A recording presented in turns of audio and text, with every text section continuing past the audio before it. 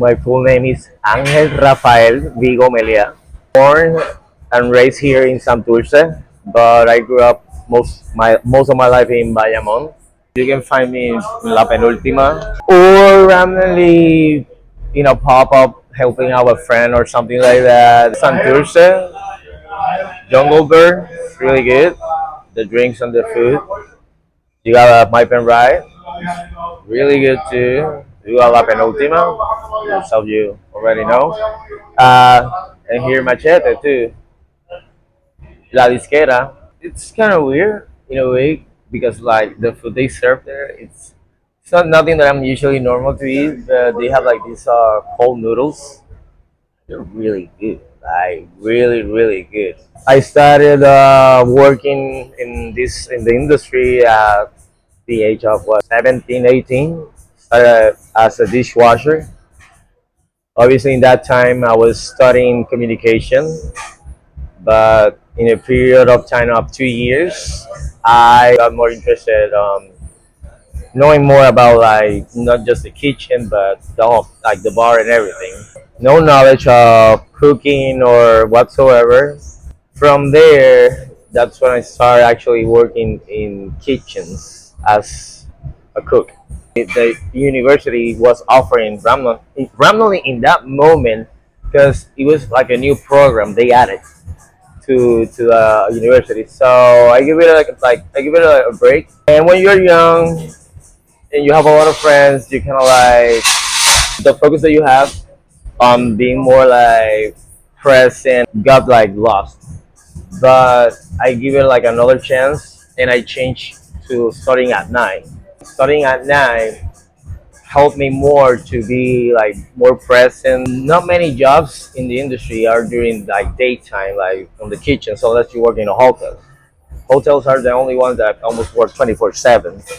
So I always been like an underdog that loves working in dive bars that if they have a kitchen or restaurants. I've been in many different kitchens, Mexicans, Spain's, kitchens that they don't have like a main thing. I love the most about myself is that I love to like being challenged. Like when you challenge me to do something that outstand and obviously brings people and like it and they enjoy it and they appreciate what you're doing. That's like kind of like kitchens that I love to like be. I love to be more like doing whatever I want. I love Italian food. The best Italian food you can eat. It's not made in a restaurant. It's made by a grandma in a house. So I use that same concept and apply it like here in Puerto Rico. But obviously, it's not Italian. It's Puerto Rican food. Like comfort food. The pasta, the sauces, and all that. And to make it Puerto Rican, just change the protein or add like a side. You can eat penne pasta or some linguine. If it is red sauce, I prefer it to be like a meat sauce, and then just add like sweet protein. Yeah, it's so weird, but yeah. My grandma or my mom can make that. That's what I call the comfort food. So I'm someone that loves to like try things, and the same thing that I try and that I like, I might think, what if I can add this, or I can like take this out and put something else, but keeping the same flavor profile. Oh, my mom and obviously a lot of older people show me like the food when it's served, it's meant to be eaten hot, not cold. When you eat the food hot, you can appreciate more the flavors of it. Personally, for me, I don't feel eating something cold unless it's a fucking gazpacho or since not Maria but COVID kind of like make a big gap for many owners and distributors to be able to keep supplying the things that we normally like used to serve. When COVID hit us for that period of almost 2 years, nobody couldn't go out. Not many business could like operate. If you have a business and you sell alcohol, if you didn't have a kitchen or at least some sort of like way to serve food for the people, well, you cannot operate your business. Penultima, like, it closed down because we didn't have like that much sales because everybody was short of money. Nobody was working, nobody was making income. So in that time, you kind of like reinvent yourself in a way with the opportunity of someone else's business. Like they need a hand. The best example I can give you was when I was working with someone a few years ago. Try a rum bar used to, for them to operate during the pandemic, by law, they they have to be like serving food, but they didn't have a kitchen. By selling the food next door in their business, so they will be able to operate and sell their rum. Many of my coworkers kind of like started working there, like from the bar, from Penultima, to like, hey, do you want to like do a pop up here? And we started like five people, and those 5 people, me and my friend end up like taking over the whole idea. It was just me and my friend doing everything: prep, inventory, groceries, serving, charging, delivery, like everything. Just 2 people. Well, in that time, it was a little bit difficult because the owner is like with a budget, and based on the sales, the alcohol or the food that you make, that's how you can like pay your employees. We were doing this like by ourselves for 6 months. Obviously, the owner saw that we have the potential. They like what we were offering and selling in that moment, and I'm surprised because I wasn't expecting selling. I don't know, let's say yakisoba, ciabatta, steak sandwiches, ah, grilled shrimp pinchos, frozen oysters cooked on the grill with stuffing on the house. We were selling like tacos, like chicken thighs, grilled, like charcoal, marinated on the rum of the house too.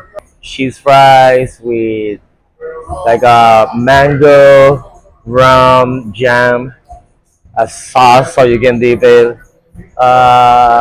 We used to have like these bread bowls that it was basically Argentinian chorizo and white cheddar cheese. Most of the things that we have like in that time created, it was like popping out of our mind. Like, what do you think about doing this, doing that, mixing flavors, like combining, taking out, put it in.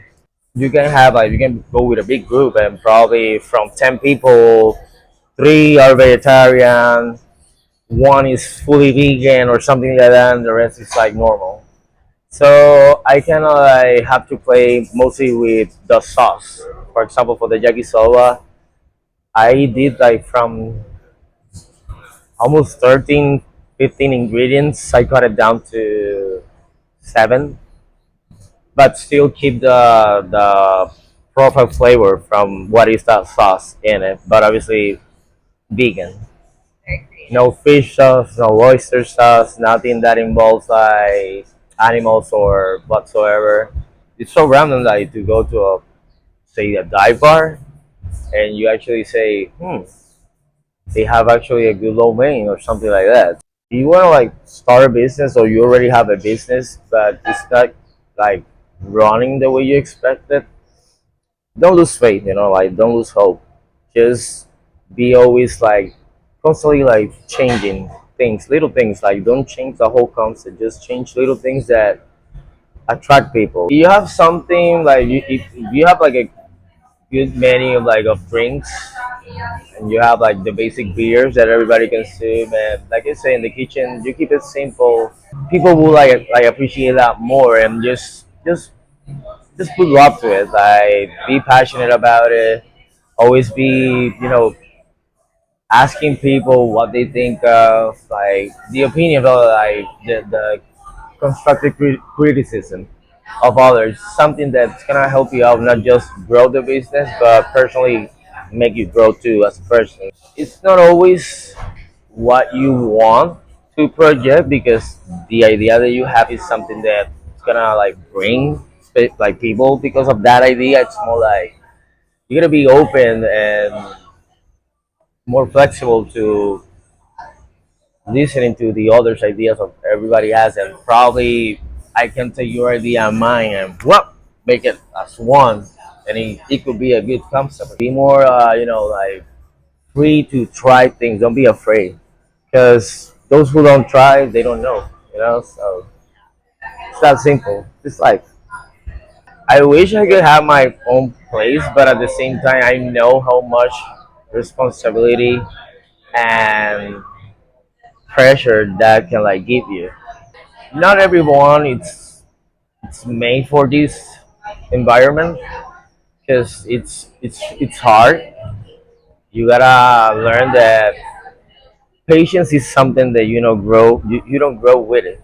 You learn to grow in when you like are exposed to things that you're not feel comfortable. If you don't like mentally block yourself and create like this stigma of overthinking too much things, you will never like actually think about the solving the problems. I prefer to life let me know that I was wrong, than instead of like overthinking too much and just like have the benefit of the doubt. You know what I mean? Like you want to grow not just as a person but in this industry.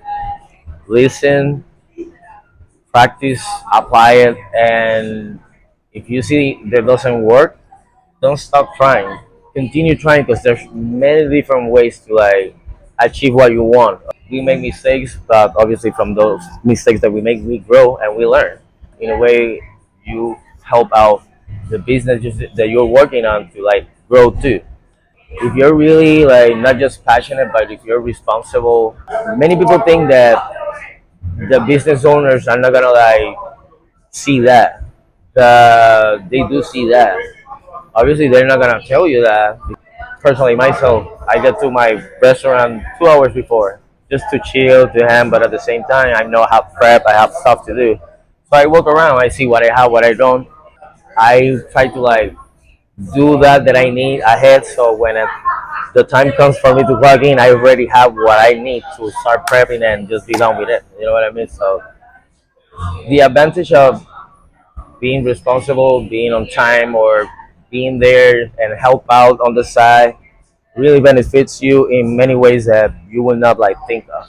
Like so far, it happened to me.